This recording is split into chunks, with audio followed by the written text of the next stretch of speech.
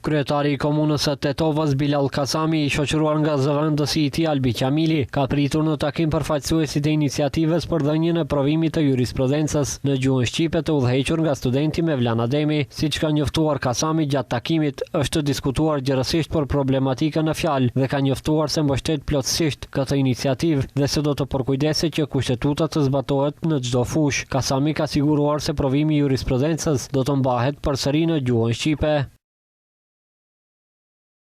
Diskutuam gjerësisht për këtë problematik dhe u sigurova sërish se provimi i jurisprudencës do të jepet edhe në gjuhën shqipe. Shumë shpejt kjo çështje do të marrë edhe zgjidhje adekuate ligjore. Përkrahim studentët në këtë iniciativë dhe do të përkujdesemi që kushtetuta të zbatohet në çdo fushë. Shkurtimisht për këtë problematik ka folur edhe ish zëvendës kryeministri Izet Mexhiti. Ai ka thënë se qeveria ka kapacitet dhe se studentët shqiptar do ta gëzojnë këtë të drejtë.